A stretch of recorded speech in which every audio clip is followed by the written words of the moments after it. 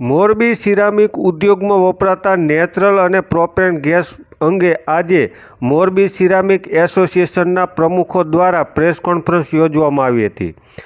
આ ભાવ જે વધઘટ થયો છે તેને લઈ ક્યાંક ખુશી અને ક્યાંક ગમ જોવા મળી રહ્યો છે। ત્યારે શું કહી રહ્યા છે મોરબી સિરામિક એસોસિએશનના પ્રમુખ, આવો સાંભળીએ। ગુજરાત ગેસમાં તાજેતરમાં જે રાજ્ય સરકાર દ્વારા જે 4.5 રૂપિયા જેટલો અંદાજે ભાવ ઘટાડો કરવામાં આવ્યો છે અને પ્રોપેન ગેસમાં અંદાજે 2 રૂપિયા જેટલો ભાવ વધારો કરવામાં આવ્યો છે। તો પહેલાં જે ગુજરાત ગેસ અને પ્રોપેન વચ્ચે અંદાજે 8 થી 9 રૂપિયાનો જે ભાવ ફરક રહેતો હતો એના સીવીના કેલ્ક્યુલેશન પ્રમાણે, તો હાલ આપણે અત્યારે જો વાત કરીએ તો અંદાજે 2 રૂપિયા જેવો અત્યારે ફરક રહે છે। તો આ ગુજરાત ગેસના અત્યારે જે 16 લાખ ક્યુબિક મીટરનો જે વપરાશ હતો એમાં આપણે હિસાબ કરીએ તો 4 થી 4.5 રૂપિયાનો જે ભાવ ઘટાડો થયો તો અંદાજે 65 લાખ રૂપિયાનો ફાયદો થયો છે। સામે પ્રોપેનનો જે વપરાશ હતો તો અંદાજે 55 લાખ ક્યુબિક મીટરનો વપરાશ હતો। તો 55 લાખમાં જે 2 રૂપિયાનો ભાવ વધારો થયો છે એના ઉપર જોઈએ તો અંદાજે 1 કરોડ રૂપિયાનું જે છે એ નુકસાન થયું છે। તો પ્રોપેન ગેસ વપરાશકર્તા છે એમને નુકસાન થયું છે, ગુજરાત ગેસના જે વપરાશકર્તા હતા એમને ફાયદો થયો છે।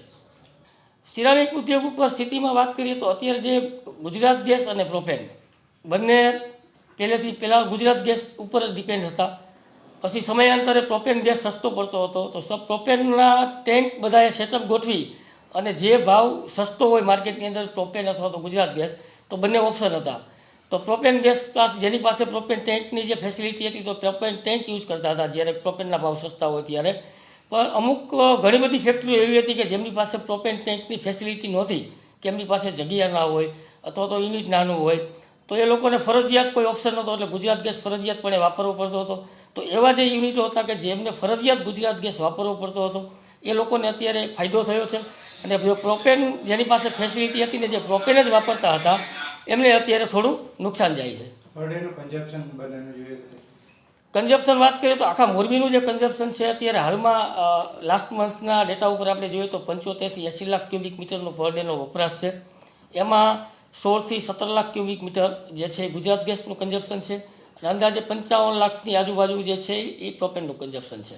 હાલમાં જો સિરામિક ઉદ્યોગની વાત કરીએ તો ગઈકાલે ગુજરાત ગેસ દ્વારા 4.5 રૂપિયાનો ભાવ ઘટાડો કર્યો છે।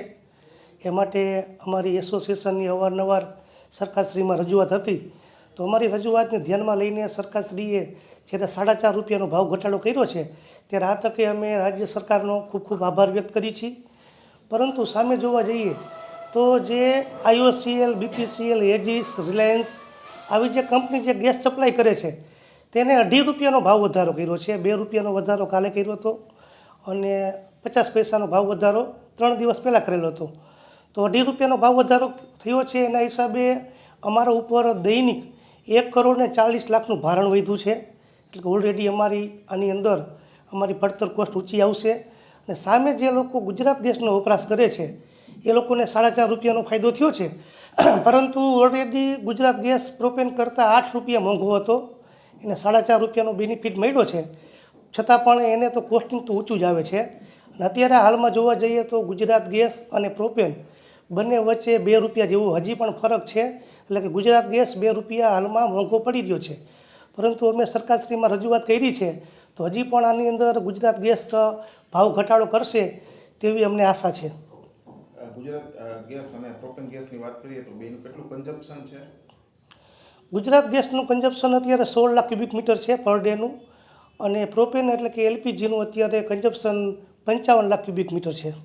અત્યારે સિરામિક ઉદ્યોગની સ્થિતિ શું? સિરામિક ઉદ્યોગ તેજીના માહોલમાં કે મંદીના? અત્યારે હાલમાં સિરામિક ઉદ્યોગ ભયંકર મંદીનો સામનો કરી રહ્યું છે, કારણ કે જે એક્સપોર્ટ અમારે થવું જોઈએ, એક્સપોર્ટમાં 10%નો ગ્રોથ હતો, પણ છેલ્લા 2-3 વર્ષથી આ યુદ્ધનો માહોલ ને આ વોરની પરિસ્થિતિના હિસાબે એક્સપોર્ટમાં કંઈ ગ્રોથ જોવા મળતો નથી। 20,000 કરોડનું જે એક્સપોર્ટ અમારું થાય છે એટલું અમે જાળવી રાખશું, પરંતુ જે ગ્રોથ થવો જોઈએ તે એક્સપોર્ટમાં ગ્રોથ જોવા મળતો નથી।